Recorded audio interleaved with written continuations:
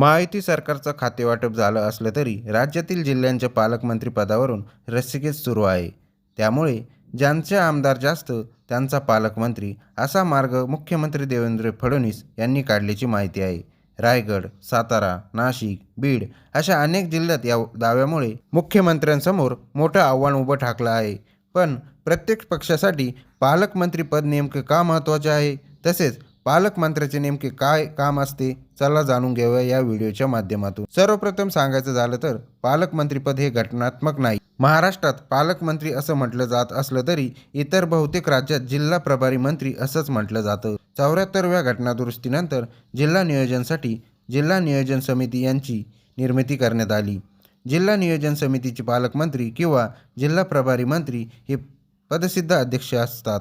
यामुळे सर्वच राज्यामध्ये पालकमंत्री किंवा जिल्हा प्रभारी मंत्री हे पद अस्तित्वात आलं. म्हणजेच एक प्रकारे पालकमंत्री हा भारतातील कॅबिनेट स्तरीय मंत्री असतो, जो राज्य सरकारद्वारे राज्यातील विशिष्ट जिल्ह्याच्या विकासावर देखरेख ठेवण्यासाठी नियुक्त केला जातो.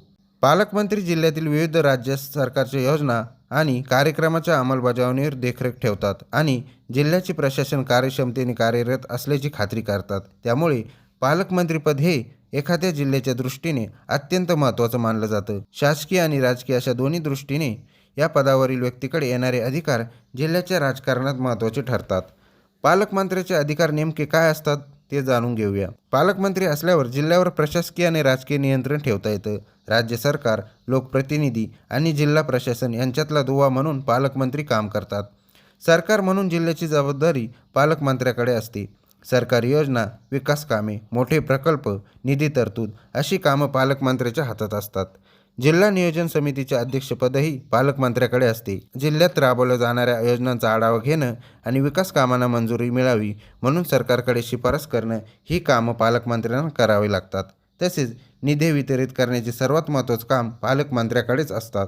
तुमच्या जिल्ह्याचा पालकमंत्री नेमका कोणता मंत्री होऊ शकतो याची माहिती आम्हाला कमेंट्समध्ये नक्की सांगा. त्याचबरोबर माहिती देणारा हा व्हिडिओ आवडल्यास व्हिडिओला एक लाईक आणि शेअर करा आणि अशाच प्रकारे माहितीविषयक व्हिडिओ पाहण्यासाठी आमच्या स्मार्ट मराठी यूट्यूब चॅनलला सबस्क्राईब करा.